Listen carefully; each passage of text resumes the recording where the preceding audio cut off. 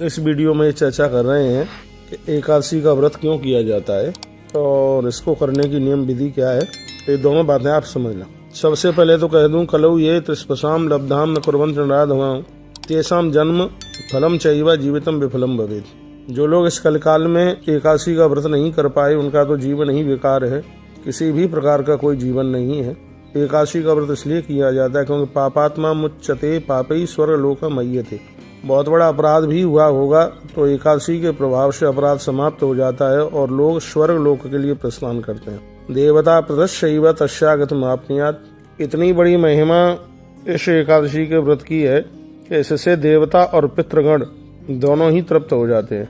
इसलिए इस एकादशी का व्रत जरूर करना चाहिए। यहाँ तक बताया गया है छोटे बच्चे भी यदि इस 11 का व्रत करते हैं तो विद्यार्थी लभते विद्याम, उनको विद्या प्राप्त होती है। सर्व कामान मापनीयात, जिनकी कोई इच्छा है उसकी पूर्ति हो जाती है। तस्या व्रतान्न संदेह स्वर्ग लोके मय्यते। इसमें कोई संदेह करने की बात नहीं है। अंत में यह व्रत है वह लोगों को स्वर्ग दे देता है, भगवान का धाम दे देता है। ये इस व्रत की बहुत बड़ी महिमा है। जो लोग सदा वैष्णव जनों की सेवा करते हैं, एकादशी का व्रत करते हैं और 11 के दिन अन्न छोड़ देते हैं, भोजन नहीं करते, निश्चित रूप से उन्होंने भगवान विष्णु की संपूर्ण पूजा कर ली। इसका ऐसा भाव बताया गया, तेरह पूजितो विष्णु ये दत्ता तो प्रपूजिता। धरती पर जितनी भी देव प्रतिमा है भगवान विष्णु की है, नारायण की, सबकी पूजा करने का सौभाग्य प्राप्त हो जाता है।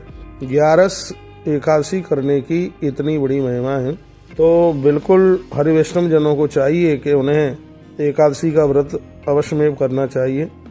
गृहस्थों को सुख प्रदान करता है यह व्रत, इसमें कोई संशय वाली बात नहीं है।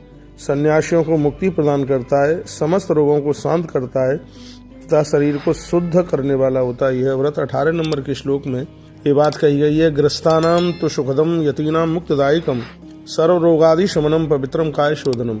शरीर को पवित्र कर देता है, वृद्धावस्था में रोगों को नहीं आने देता। इतनी बड़ी महिमा है इसकी।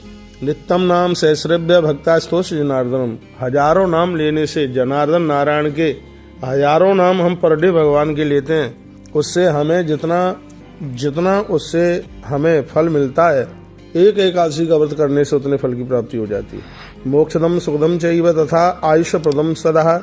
धरती के भोग मिलते हैं, मोक्ष और उम्र मिलती है। एतद् विष्णु व्रतम प्रोक्तम, इसलिए इसको विष्णु व्रत भी नाम से जाना जाता है। वैष्णवानाम तो मोक्षदम। यह विष्णु व्रत वैष्णवों को मोक्ष देने वाला व्रत है।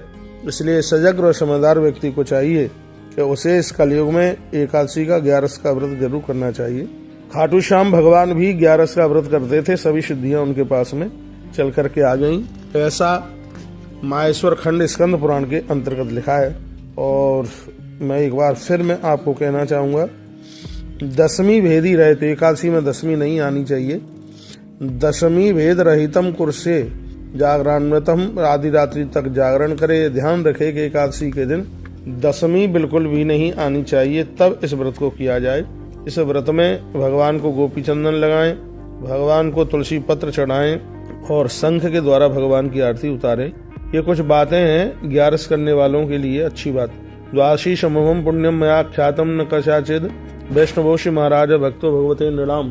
कहा गया है कि जब एकादशी में द्वादशी चल करके आ जाती है तो कोल कोटिम समुद्र विष्णु लोकम मय्यते, तो करोड़ों कुलों का उद्धार होते हुए और व्यक्ति विष्णु लोक के लिए ही प्रस्थान करता है। इसमें कोई भी संशय वाली बिल्कुल भी बात नहीं है। प्रयागो न कुरुक्षेत्रम न काशी न च पुष्कर शैलो हिमाचलो नैव न मेरुगंधमादना शैलो नील निषदो न बिंदु नैव नेमशम गोदावरी न कावेरी चंद्रभागा न वेदिका न तापी न पैष्णी चन क्षिप्रा नैव चंदना चर्मणवती च शरण्यु चंद्रभागा न गंडका गोमती च विपाशा च सोडाख्या समानदा किमत्र बहुनियुक्त न भूयो भूयो नराधिपा। तो वर्णन किया गया कि इतनी नदियों में स्नान, इतने तीर्थों में जाने से भी उतने फल की प्राप्ति नहीं हो पाती। एकादशी अहोरात्रम प्रभाते घटका भवेत्।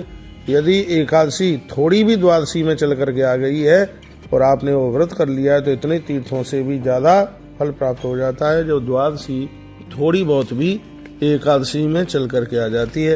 इसलिए हरि वैष्णव जनों को चाहिए भोर में जल्दी जागें, स्नान करें और धुले हुए वस्त्र पहने। उसके तत्पश्चात तुलसी सालग्राम भगवान की इसमें पूजा करें, गौ माता का पूजन करें, गैया मैया की परिक्रमा करें और ओम नमो भगवते वासुदेवाय इस मंत्र का जप करें। इससे आपका ये व्रत पूरा होता है और यह एकादशी का व्रत आनंद कर देगा, जीवन में आनंद भर देगा।